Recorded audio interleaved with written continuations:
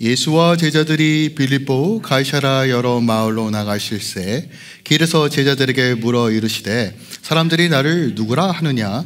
제자들이 여짜와 이르되 세례 요한이라 하고 더러는 엘리야 더러는 선지자 중에 하나라 하니라.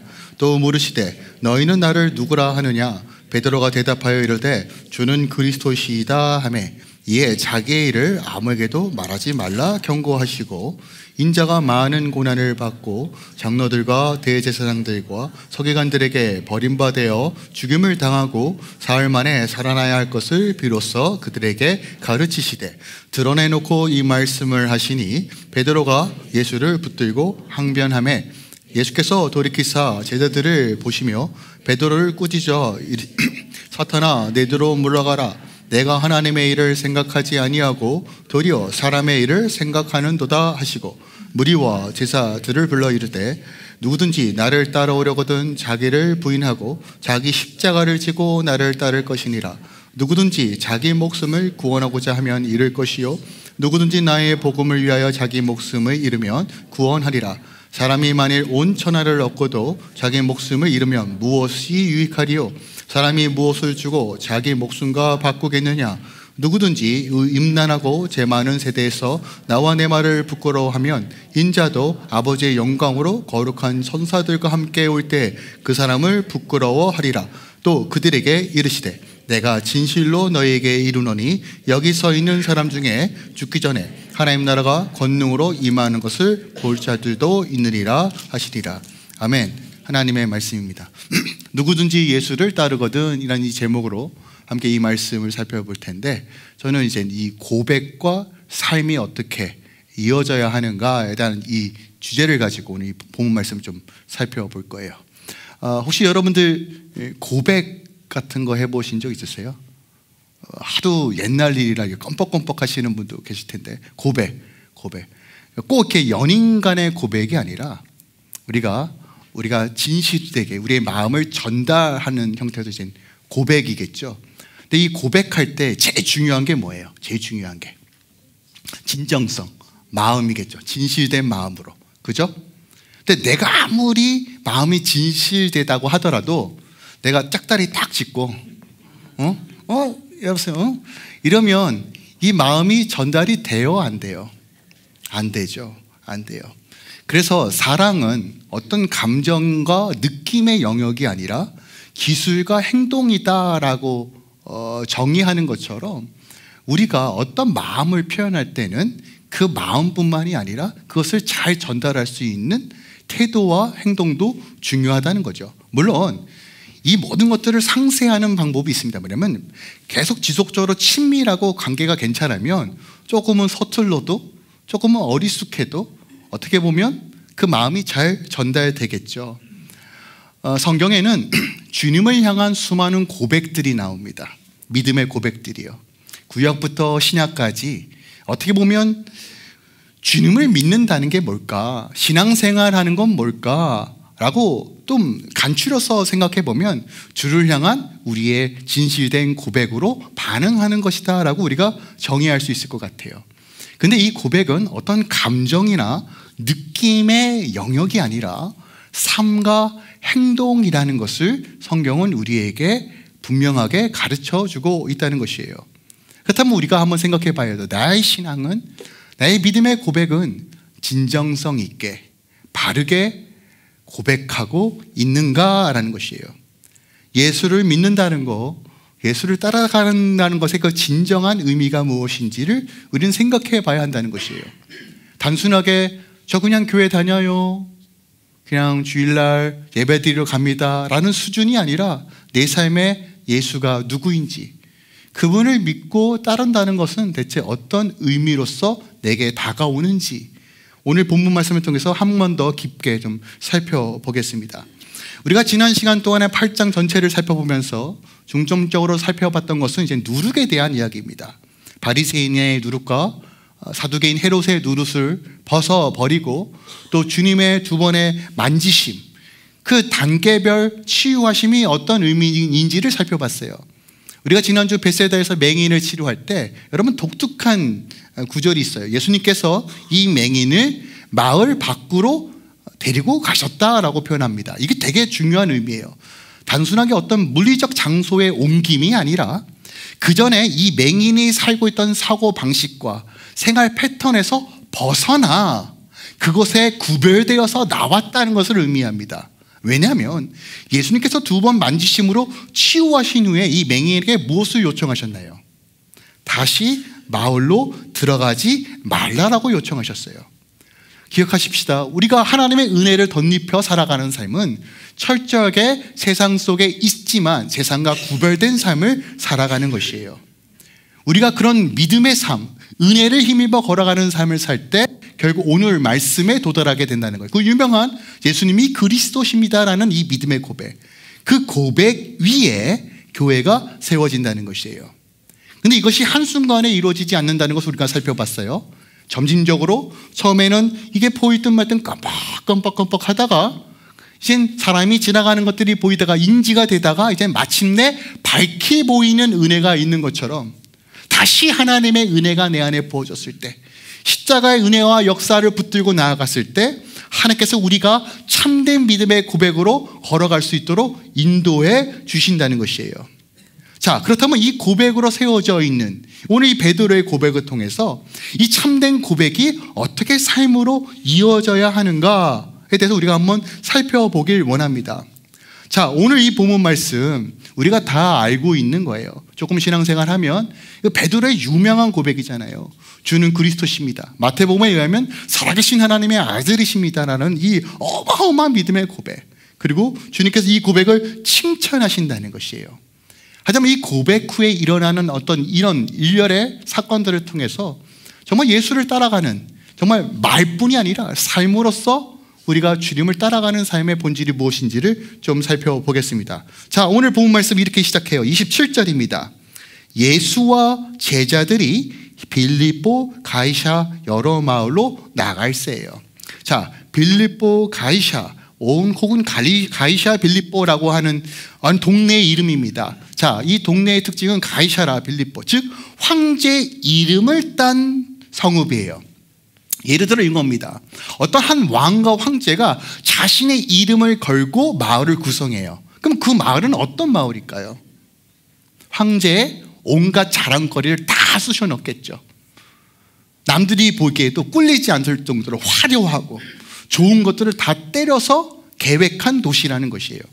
또한 이 도시는 원래 바알 신전이 중심에 있었고 판신전, 즉 우상 숭배를 굉장히 사모하고 활발하게 이루어졌던 그 도시에 가이사야 빌립보가 지 이름으로 도시를 만든 것입니다. 말 그대로 돈, 부유, 성공, 명예, 쾌락, 인정, 자기사랑, 이념으로 가득한 곳이에요. 그 화려한 곳에서 예수께서 이렇게 물으십니다. 사람들이 나를 누구라 하느냐? 야, 사람들이 대체 나를 누구라 해? 라고 물으시는 거예요. 그때 제자들이 이렇게 대답해요. 사람들이 예수님을 세례 요한이라고 해요. 더러는 엘리야라고 합니다. 더러는 선지자라고 해요. 여러분, 이 세 가지 구분법에 여러분 주목해야 돼요. 왜냐하면 엘리야가 어떤 인물이냐면 구약을 대표하는 선지자예요. 3년 반 동안 비가 내리지 않은 곳에 기도했더니 비를 내렸고 불을 쏟아냈고 하나님의 기적과 이적을 행했던 선지자 중에 선지자예요. 자, 세례 요한은요, 여러분, 사람을 변화시켜 침례받고 하나님 믿게 하는 게 쉬운 줄 아십니까? 완악한 인간을요, 여러분, 그 일을 선포하고 했었던 사람입니다. 구약의 모든 선지자들이 여러분 예산 인물이 아니에요. 기적과 이적은 기본이고요, 하나님의 영광을 운반하면 야, 저 사람은 정말 하나님의 사람이다, 정말 탁월했던 사람입니다. 그러니까 사람들도요, 예수님을 그 정도 수준으로 보는 거예요. 근데 여러분 기억하세요. 구약의 그 어떤 인물도, 신약의 어떤 일부도 예수님을 대처할 수는 없어요. 그런데 사람들은 여전히 자신들이 바라보고 싶은 그 수준으로 예수님을 보고 있다는 것이에요. 저는 오늘날 그리스도인들이 혹은 세상 사람들이 예수에 대해서 말하는 것을 듣습니다. 어느 정도 수준으로 예수를 말하고 있는가? 여러분, 내가 믿는 예수를, 그분이 누구인가를 명확하게 아는 것이 신앙에서 너무 중요해요. 그 터 위에 우리의 믿음이 세워지기 때문에 그래요. 근데 이렇게 표현해서 좀 그렇지만 갓날 그 선지자 엘리야, 모세, 세례 요한의 수준으로 예수님을 보지 마시라는 거예요. 물론 그 수준으로 보는 것도 어마어마한 것이지만 오늘 성경에서 무엇을 이야기하는지 들으셔야 돼요. 오랫동안 교회 다녔다고 아는 것이 아니라는 것이에요. 단순하게 능력과 기적을 행하시고 어떤 문제 해결, 어떤 초월적인 능력을 해가는 그런 수준이 아니라는 거예요. 예수님은 주님이 그리스도, 메시아라는 개념이 무엇인지를 우리가 다시 한번 명확하게 확인해 보길 원합니다. 자, 세상 사람들은 그렇게 오해하고 자기 마음대로 예수님에 대해서 평가할 수 있다라고 칩시다. 그렇다면 제자들은 어떠냐는 거예요. 예수님이 다시 물으세요. 그러면 너희들은 나를 누구냐 하느냐. 짧게는 갓 예수를 믿으신 분도 계실 것이고 오래된 평생 30년, 40년, 50년 예수님 믿으신 분도 계실 거란 말이에요. 예수님께서 여러분에게 물으십니다. 너희는 주님을 누구라 하느냐?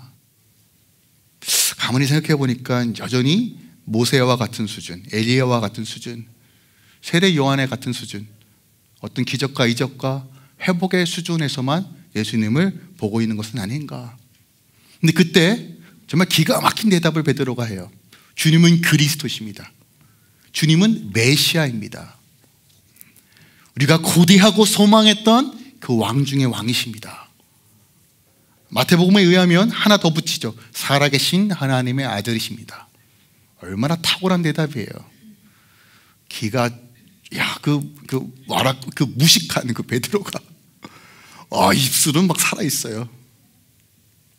근데 주님이 말씀하시죠. 마태복음에 의하면 그거 아는 거 혈육으로 한 거, 네 머리로 한 거 아니고, 네 경험으로 한 것도 아니고, 네가 나랑 붙어 있어서 한 것도 아니고, 아버지께서 알게 하신 거야. 그리고 너 위에 교회를 세울 거야. 여러분, 명확하게 교회는 예수가 그리스도라는 믿음의 고백 안에 세워지는 거예요. 그런데 베드로의 고백은 실질적으로 참된 고백, 진실된 고백인 건 맞지만 여전히 반쪽짜리 고백이었어요. 왜냐하면 메시아라는 것은 알고 있지만 메시아라는 것이 무엇을 의미하는지는 몰랐다는 것이에요. 왜냐하면 베드로가 제대로 알지 못했다는 것을 그 다음 구절에서 우리는 확인할 수 있어요. 31절에 보니까 예수님께서 이젠 대놓고, 그전까지는 다 숨겨놓고 사역하셨어요. 너희도 시시해, 내가 메시아라는 거, 내가 구원자라는 거 조용히 하다가 이제는 드러내놓고 말씀하시는데 31절 우리 함께 읽을까요? 시작. 인자가 많은 고난을 받고 장로들과 대제사장들과 서기관들에게 버림받아 죽임을 당하고 사흘 만에 살아나야 할 것을 비로소 그들에게 가르치시되.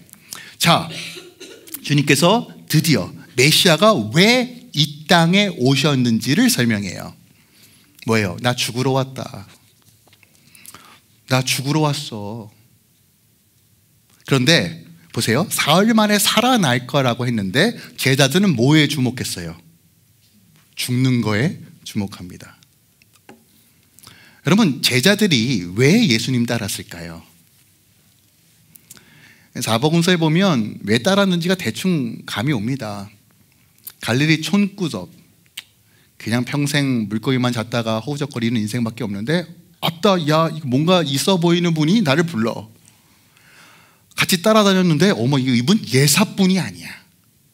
야, 이분과 함께 있으면, 야, 진짜 구약에서 우리 할아버지한테, 증조 할아버지한테 들었던 그 메시아가 이분이겠구나 하는 기대감이 있어요, 없어요? 있단 말이에요. 그들의 소망은 뭐예요? 이스라엘의 절대적 소망은 뭐예요? 로마를 무너뜨리고 왕 중의 왕이 통치와 다스린 다윗의 왕국의 회복이에요.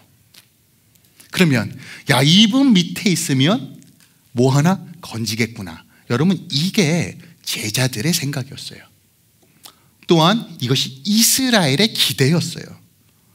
그런데 지금 베드로가 예수님께서 죽는다라는 소식을 듣고 어떻게 반응하느냐? 32절에 드러내놓고 이 말씀하시니 베드로가 예수를 붙들고 항변하네. 항변, 니부크라는 단어를 사용합니다. 여러분, 이 단어가 무슨 의미냐면 이거예요. 예수님께서 귀신을 내어 쫓을 때, 바람을 잠잠하게 할 때 사용하던 단어입니다. 그것을 지금 베드로가 예수님께 사용하고 있어요. 예수님, 그거 죄송해요. 예수님 미쳤어요? 이거예요 지금. 예수님 지금 뭐 잘못 드신 것 같아요 지금. 예수님 죽는다니요. 지금 우리가 왜 예수님 따라왔는데요. 예수님 노마 무너뜨리고 왕궁을 세우고 통치하고 다스려야 되는데 죽는다니요. 마치 우리 아들이요, 같이 영화를 봤는데 그 주인공이 막 총에 맞아서 쓰러져요. 그러면 이제 아빠, 주인공이 왜 죽어? 왜 나한테 따져요? 감독한테 따져야지. 나한테 와가지고 소리를 설명해도 못 알아. 다시 원래 주인공은 안 죽어. 안 믿어요. 나중에 살았네 이러세요. 마치 애들처럼요. 죽는 거에 초점을 딱 맞춰요. 마태복음에 보면 이 항변의 내용이 나옵니다. 주여 그리 마옵소서, 일이 결코 주에게 미치지 아니하니이다. 여러분, 이렇게 젠틀한 말이 아니에요. 예수님 절대 안 됩니다. 여러분, 항변이에요. 귀신 내어줬을 때 사용하던 단어. 바람을 어미 꾸짖어, 바람아 멈춰라, 어미 꾸짖었던 그 단어를 동일하게 사용해요. 제자가 예수님께. 그러니까 간이 배 밖으로 나왔어요. 자기가 어떤 위치인지 완전히 까먹었어요. 눈이 뒤집혔어요. 근데 여러분, 이때 예수님께서 아직 믿음이 연약하고 이렇게 하지 않아요. 여러분, 우리 예수님 가끔씩 젠틀하지 않아요. 굉장히 엄하십니다. 자, 다음 구절 볼게요. 사탄아. 여러분, 혹시 여러분 아내와 남편에게 사탄이라고 말해본 적 있으세요? 이 사탄아. 여러분, 그 단어 사용하지 마세요. 칼 날라올 수 있습니다. 네, 절대로 금지어예요. 네, 그 배우의 세력인 영적인 사원과 싸우셔야지. 대상을 향해 사탄이라고 하는 순간 정말 돌이킬 수 없는 강을 건너요. 근데 오늘 예수님께서 뭐라고 말씀하세요? 사탄아. 굉장히 민하십니다. 강력하세요. 근데 이 단어가 되게 중요해요. 왜냐하면 사탄아 내 뒤로 물러가라예요. 의도적으로 하신 말씀이에요. 자, 뭐냐면 베드로는 메시아의 영광만 봤지 메시아의 십자가는 보지 못해요. 당연하죠. 볼 수가 없어요. 그 개념조차 없으니까. 그들이 바라고 소망했던 메시아는 회복과 영광뿐이지 그가 죽어야 될 사명은 몰라요. 이사야 말씀을 읽었음에도 몰라요. 왜요? 자기의 틀에 갇혀서, 자기의 이념에 갇혀서 모든 것을 해석하니까. 저는 베드로의 고백이 거짓되다고 생각하지 않습니다. 하지만 제대로 예수님이 누구신지를 모르고 고백하고 있다는 거예요. 그때 예수님께서 이렇게 말씀해요. 사탄아 내 뒤로 물러가라. 이게 무슨 얘기냐면 이런 거예요. 제자는 주님을 따라가는 삶이 제자라는 거예요. 근데 주님과 앞서는 순간 무슨 일이 돼요? 사람의 일이 된다는 거예요. 내가 예수가 그리스도이십니다라는 고백은 어떤 의미를 가지고 있냐면 내가 주님과 발맞추어 동행하고 내가 주님의 뒤를 따라 걸어가겠습니다라는 고백이에요. 하지만 내 입술은 주님이 그리스도십니다, 내가 예수를 믿습니다라고 고백하지만 여전히 내가 주님보다 앞서가면요, 이것은 사람의 일이 되고 사탄의 일이 된다는 것이에요. 여전히 주님을 주님이라 고백하지만 사고방식이 하나님 중심이 아니라 자기 중심이에요. 베드로는 메시아기를 자신의 바램대로 해석하고 고난과 십자가 없이도 하나님 나라가 임하길 기대했다는 거예요. 그래서 우리가 신앙생활은 요령이 아닙니다 라고 말씀드리는 거예요. 여러분, 이 길을 가겠다고 결단하셨을 때 반드시 십자가의 길을 가셔야 함을 오늘 본문이 우리에게 말해주고 있다는 것입니다. 여러분 기억하세요. 참된 고백은 참된 삶의 방향과 태도와 자세로 흘러가야 해요. 여러분 상관에 예수님을 구주로 영접하셨다면 얼마나 놀라운 일인지 모릅니다. 하지만 이 고백이 반쪽짜리가 되지 않고 완전해져야 한다는 거예요. 이 완전함을 깨트리는 요소가 바로 하나님보다 앞서가는 것이다 라고 우리에게 말해줍니다. 우리는 영광을 원해요. 회복을 원합니다. 치유를 원해요. 하지만 희생은 꺼립니다. 편안하고 성공적인 신앙생활을 원하죠. 고난과 희생 없이 축복만 원하죠. 여러분, 절대로 십자가 없는 부활은 없습니다. 죽음 없는 부활은 없어요. 모든 세상의 이치가 이와 같습니다. 땀 흘림 없이 버는 돈은 금방 사라집니다.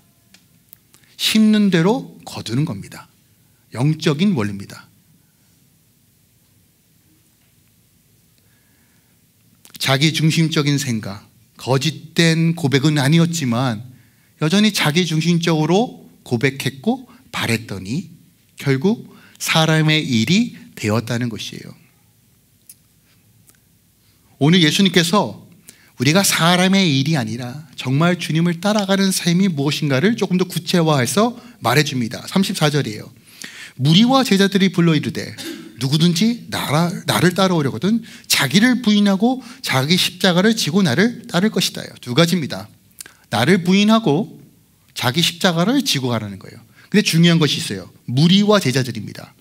제자들뿐만이 아니라 무리들까지 포함해요. 마가에서 무리는 모든 사람들을 의미합니다.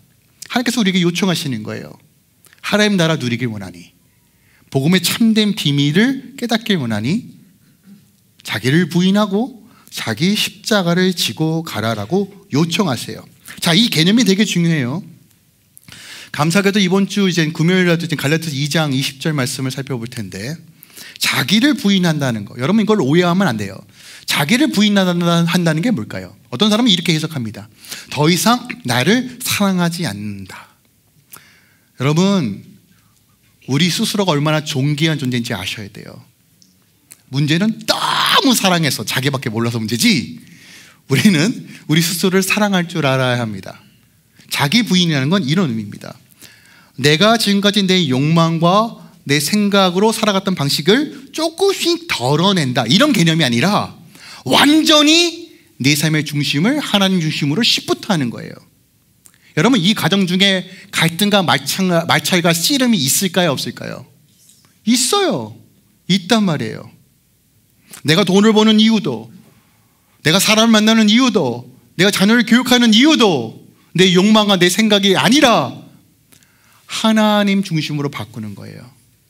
너무 어려워요, 여러분들.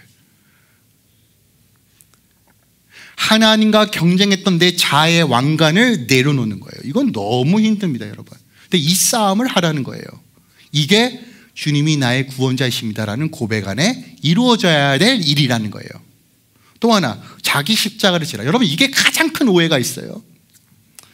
목사님, 우리 남편과 아내가 아주 십자가입니다. 아주 그냥 십자가예요. 우리 애들만 보면 아주 그냥 십자가가 절로 지어져요. 여러분, 십자가를 참 오해하시는데, 자, 이 문구를 잘 봐요. 십자가를 지라라고 있어요.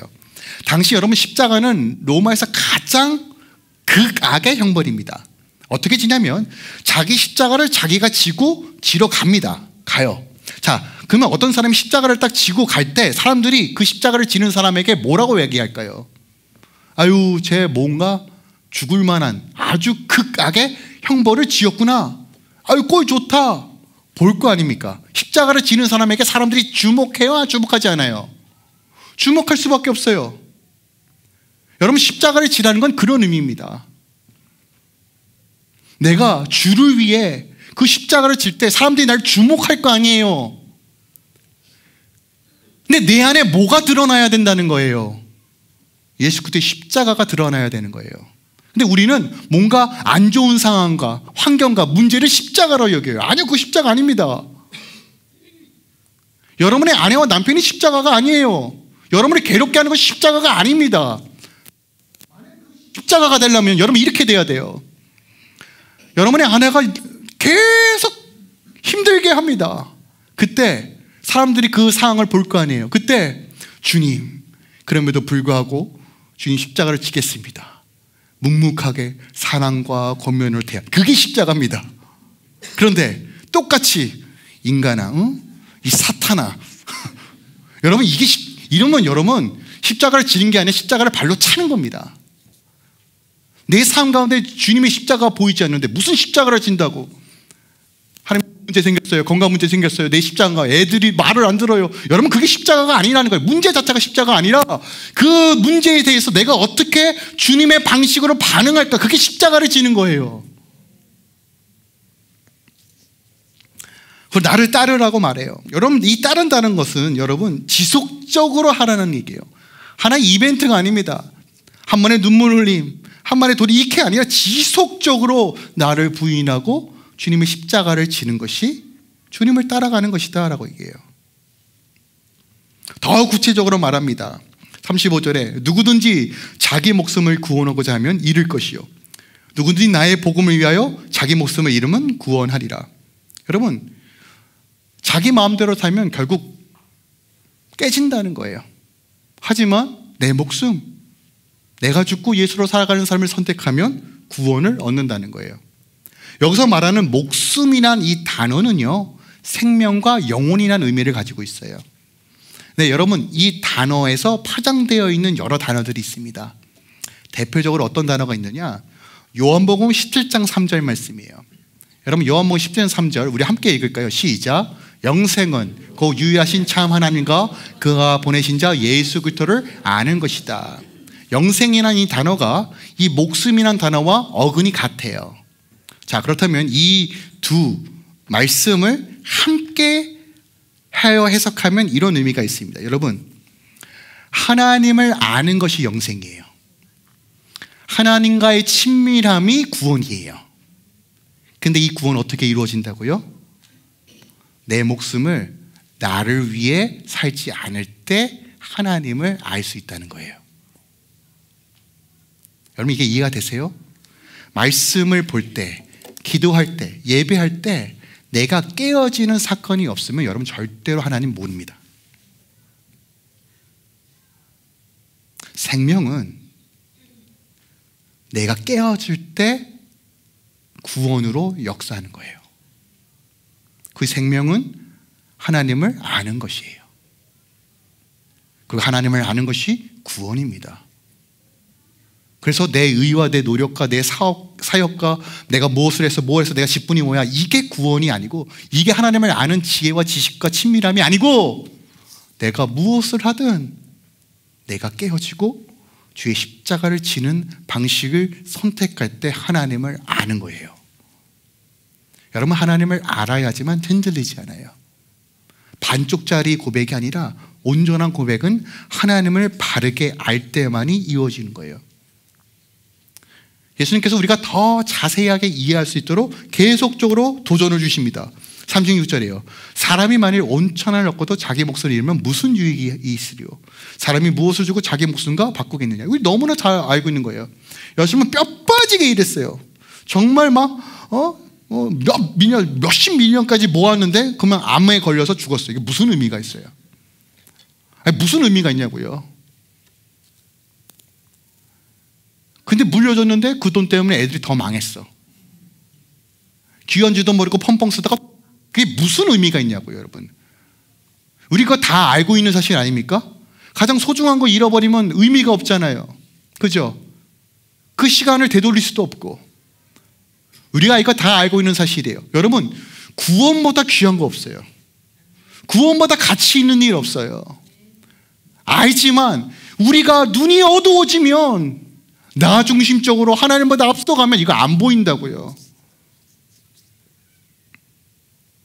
주님 말씀하시는, 다시 각인시켜 주시는 거예요. 뭐가 더 가장 가치 있는 거니? 뭐가 가장 중요한 거니? 돈, 명예, 쾌락 쫓다가 영혼을 잃어버린 수많은 사람들을 향하여 다시 한번 돌이켜라. 기억하라. 우리의 영혼이 죽는다면 무슨 유익이 있니? 구원과 맞바꿀 수 없다라고 우리에게 말해주고 있는 것입니다. 그런데 주님께서 이렇게 막 강력하게 권면할 뿐만 아니라 위로도 주세요. 그것이 38절 이하인데, 누구든지 음란하고 죄 많은 세대에서 나와. 여러분, 하나님께서 딱 정의 내리셨으면 지금은 음란하고 죄 많은 세대예요. 여러분, 이 음란하고 죄 많은 세대에서 어떻게 살아나실 거예요? 같이 동화돼서요? 답 없어요. 그런데 중요한 말씀이에요. 내 말을 부끄러워하면 인자도 아버지의 영광으로 거룩한 천사들과 함께 올 때 그 사람을 부끄러워하리라. 여러분, 사람이 왜 부끄러움을 느끼는지 아십니까? 내가 납득이 되지 않고 이해가 되지 않고 확실하지 않을 때 부끄러움을 느껴요. 제가 어떤 영상을 봤는데 한 자매가 나와요. 한 자매가 나오는데 자기 부모님을 막 자랑해요. 근데 부모님이 장애가 좀 있어요. 손과 발이 좀 쩔뚝거리고 한쪽이 약간 마비됐어요. 보기에도 좀 그래요. 근데 자기 부모님이 너무 자랑스럽대요. 왜 그러냐고 했더니 불의의 사고가 났는데 부모님이 나를 위해 그 사고를 막으시는 바람에 부모님이 장애를 입었고 자기가 살았대요. 그러니까 부모를 볼 때마다 누가 보기에는 장애가 있고 안타까운 모습이지만 딸의 입장에서는 자랑스럽고 자랑거리인 거예요. 여러분, 제가 무엇을 이야기하는지 좀 들리십니까? 여러분, 십자가를 제대로 이해하지 못하면 우리는 여전히 십자가가 교회와 말씀을 부끄러워할 수밖에 없어요. 여러분, 오늘날 교회가 얼마나 많은 핍박과 어려움을 받습니까? 예수 믿는 거 얼마나 부끄러운 상황 가운데 놓이는지 몰라요. 수치와 야 너네는 고시식하다, 배타적이다. 여러분, 복음으로 사는 것이 얼마나 큰 도전인지 몰라요. 우리 청년들 모일 때마다 여러분, 예수 얘기하면 참 그냥 왕따 당하기 일보 직전이죠. 우리 자녀들 숨어서 난 예수 이 말도 못하고. 여러분, 부끄러운 이유는 내가 예수를 제대로 몰라서 그래요. 근데 주님께서 약속하시는 거예요. 9장 1절에 그들에게 이르되 내가 진실로 너에게 이르노니 여기 서 있는 사람 중에 죽기 전에 하나님 나라의 권능을 임하는 것을 볼 자도 있나. 너희가 믿음을 지키면 하나님 나라의 실체를 경험할 것이다 라고 약속하세요. 하나님 나라에 임한다는 소망을 명확하게 주십니다. 근데 여러분, 한번 객관적으로 생각해 봅시다. 야, 너희들 자기를 부인하고 십자가를 지고 나를 따라라는 이 말이 부담스러워요? 안 부담스러워요? 안 부담스러우면 할렐루야. 근데 목사인 저는요 진짜 부담스러워요. 왜 부담스럽냐면 그래도 저보다 신앙적으로 더 씨름하신 분들도 많을 거라고 생각하지만 나름대로 저도 말씀을 전하고 어떻게든 하나님 뜻대로 살아가려고 발버둥 치는 사람이잖아요. 여러분들은 직장생활도 하지만 저는 그냥 날마다 하는 일이 이거랑 씨름하는 거잖아요. 근데요 안 돼요. 여러분, 안 될 때마다 오는 이 좌절감이 어떤 느낌인지 아십니까? 저도 알거든요. 다시 돌이켜 주님 은혜를 주세요 라고 하면 주님께서 다시 그래 수영아 내가 너 사랑한다 그 음성 들리거든요. 근데 여러분, 이 음성을 계속 반복적으로 들으면요 나중엔 미안해서라도 그거 못해요. 혹시 여러분 이런 딜레마에 빠져 본 적 있으세요? 제 꼬라지를 보니까 여러분, 자기 부인이요, 야, 오늘 아까 1부 예배 때 예배를 드리는데 자꾸 잡생각이 들어오는데 제가 뭐라고 기도했는지 아십니까? 2부 예배는 아니에요. 감사하게도 2부 예배 때 주님 제 머리를 뜯어서 정화시켜 주세요라고 했어요. 정말로요, 찬양을 하는데 다른 그림들이 보여요 머릿속에. 야, 이제 목사가 예배에 집중도 못하고 또 뭐하고 있냐, 막 사운드는 매그넷부터 시작해가지고요 막 이게 너무 힘든 거예요. 그 씨름이 저만 있나요? 제가 선교사님들 이번에 AYC 때 선교사님들 목사님들 만나봤어요. 근데 하나같이 하시는 말씀이 너무 어렵습니다. 열매가 없습니다. 여러분, 선교지에서 열매 없는 것보다 힘든 게 뭔지 아십니까? 괴로워요 진짜. 아니 조금 하나님 내가 이 일도 했습니다, 하나님 좀 아시죠? 이런 것도 좀 얘기하고 싶은데 아무 열매도 없이 그냥 버티고만 계신 선교사님 너무 많아요. 나 뭐 하고 있나, 그런 이야기 들을 때마다 막 억장이 무너져요. 감사하게도 할렐루야 교회는 하나님께서 성장시켜주고 계시지만 그러면 성장이 안 되는 교회는 뭔가요? 생계조차 유지하기 힘든 목사님들은 대체 어떻게 이해해야 될까요? 너무 힘든 거예요. 우리는 이런 딜레마에 빠진다고요. 정말 하나님의 뜻이 무엇인가, 믿음으로 걸어가는데 안 되는 이 상황을 나는 어떻게 이해해야 될까? 여전히 답이 보이지 않는 내 성실 속에 주님의 부르심에 반응하고 싶은데 이게 안 돼요. 때론 저도, 여러분 혹시 오해하지 마세요. 예전에 하도 안 되니까 이런 생각도 해봤어요. 아이씨, 사역 다 때려치자. 사역 때려치고 목사 안 하고 살면 편하지 않을까? 남들 다 돈 버는 것처럼 그냥 좀 좋은 거 쫑쫑거리고 살면 좀 좋지 않을까라고 생각도 해봤어요. 도망가 보려고도 했어요. 근데 이게요, 참 신기한 게 안 돼요. 발이 안 떨어져요. 제가 저희 아내한테 가끔씩, 지금은 안 그래요, 예전에, 나 이제 그만둘까? 그럼 저희 아내가 뭐라고 말하는지 아세요? 그래? 해봐! 그러면 여러분, 제 마음에 우라가 치밀어 올라요. 위로는 안 해주고. 근데 여러분, 이 발이 안 떨어져요. 왜 그럴까 생각해 봤는데, 제 말씀을 착 봤는데 베드로를 좀 따라가 봤더니, 여러분 요한복음 13장 36절에 또 베드로가 또 호언장담하는 장면이 나오더라고요. 보세요. 시몬 베드로가 이르되 주여 어디로 가시나이까? 이게 뭐냐면 마지막 만찬이에요. 주님께서 또 마지막 만찬 때 나 죽으러 간다, 진짜 죽으러 가시니까 이제.